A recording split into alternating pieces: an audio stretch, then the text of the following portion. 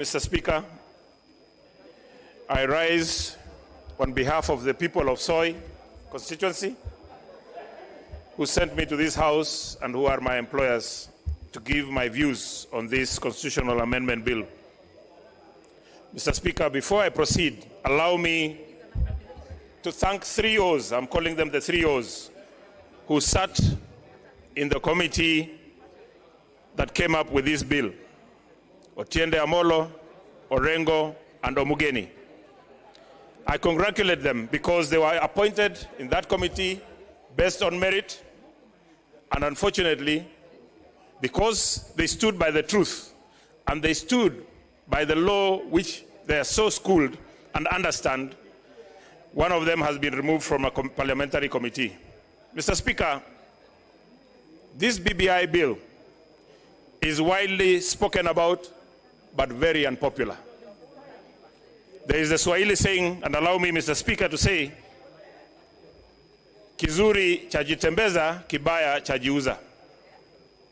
Mr. Speaker, I am very uncomfortable debating this bill at the moment when we have more serious priorities as a country. Other nations are discussing how to vaccinate their populations. Other nations are discussing how to manufacture the vaccines. But we are the only country in the world in the midst of a pandemic that are discussing a change of the constitution. Mr. Speaker, I am very reserved when I hear my colleagues and we calling this a popular initiative. Mr. Speaker, as an elected member from Uasin Gishu County, which is benefiting by getting 3 constituencies that we never asked for because our views were not there. Mr. Speaker, there are members in this house who will vote yes, yet their counties are losing. And not because they accept that their counties lose, but because of the intimidation and coercion that is going on with this bill. Mr. Speaker, from where I sit, the views of the people of Uasin Gishu County were not collected in a popular manner. We normally, whenever, even during the 2010 Constitution, Mr. Speaker, when we were collecting views, they came to Eldoret Town Hall, where there were public address system. All the people who wanted to contribute, contributed. But this time they came and went to a hotel called Nobo and called those yes people, the robots who would go and just were choreographed to go and give the contributions that would favor the BBI. Mr. Speaker, this bill, and that is why I say I thank the 3 O's, because this bill has given observations, and they have stated on page 155 of the committee's report, paragraph 556, that this issue of additional constituencies is unconstitutional. Mr. Speaker, I have said, as Uasin Gishu County, we are benefiting. We are getting 3 constituencies, which we didn't ask of. But, Mr. Speaker, I do not want us as the people of Uasin Gishu to benefit on unconstitutional matters. We need to rectify this so that we move forward as a country. Mr. Speaker, I have seen, and it is evident, that there is a big hurry on this BBI debate.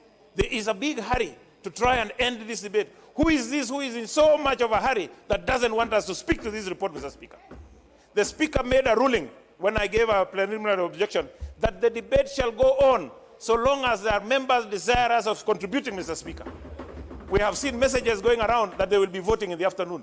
Mr. Speaker, we shall not vote in the afternoon until all members have been heard, Mr. Speaker, because that is what the law says, Mr. Speaker. Mr. Speaker, we are at a moment in our country whereby we are at a moment in our country. Order, and I hope, Honorable Osotsi, I hope it's a point of order, not a point of argument. What is out of order? Mr. Speaker, I didn't want to interrupt my good friend Kositani, but you are aware the Speaker made a ruling on the issue of constitution. Thank you, Mr. Speaker. I think you have realized... Let Honorable Osotsi finish. Honorable Kositani, just have a minute. Let's hear from Honorable Osotsi.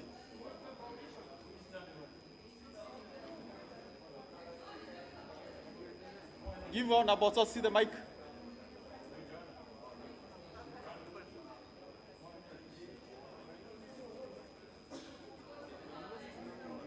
Mike, please. Mr. Speaker, I didn't want to interrupt my good friend Hostani, who is a former Secretary General of Jubilee, Deputy Secretary General. But you are aware the Speaker gave a ruling, comprehensive ruling, on the issue of constitutionality, and the Speaker said that a matter that appears to be unconstitutional, when it goes to a referendum and the people accept it, it becomes constitutional. So is it in order for Honorable Kositani to mislead this House on the issue of constitutionalities when the Speaker made a ruling? And Mr. Speaker, you need to be very clear. Members of Tanga who are engaging in irrelevancies. Order, Honorable Kositani. Order. Mr. Speaker. Order, Honorable Kositani. Mr. Speaker. Honorable Kositani, proceed. Mr. Speaker, Proceed. you will give me back my 2 minutes, which have been interrupted. Honorable Osotsi, that was a bit of mischief.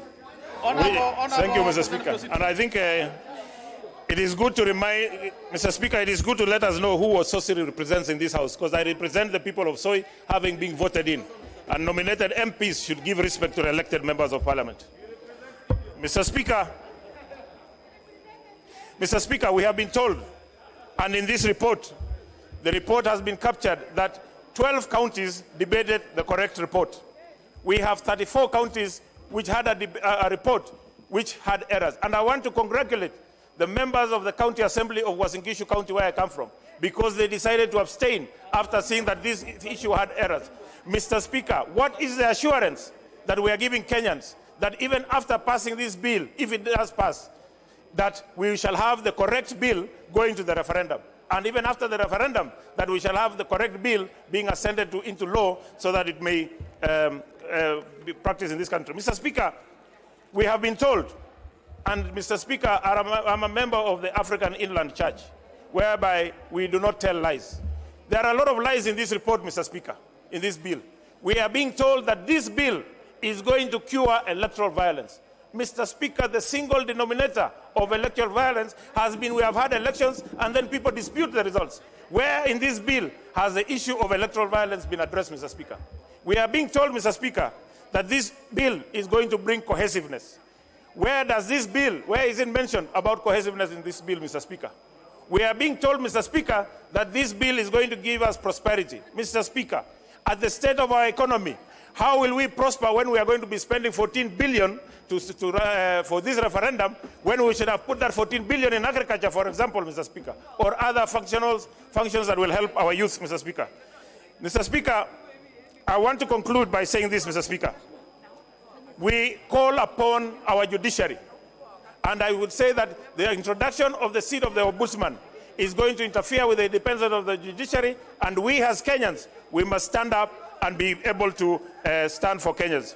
Finally, Mr. Speaker, the amendments on Article 230 will remove the constitutional mandate for the Parliamentary Service Commission, the Teacher Service Commission, the Judicial Service. Honorable Sosion Wilson. Yes, you have been very, Honorable Sosion, Honorable Dual, you have been very persistent. What is it? I noted you are very persistent. Thank you, Mr. Speaker. I don't know whether it escaped your attention, but I wanted to draw your attention that Honorable Kositany remained standing throughout the time while Honorable Osotsi was raising a point of order. Is that in order, no, Honorable Speaker? It is not in order, Honorable Kositany, although that has left the station, but I needed Honorable it Kositany now is well informed. Honorable Sosion, please proceed. It had to go on record. He's still on his feet again. No, it had to go on record. Thank you, Honorable.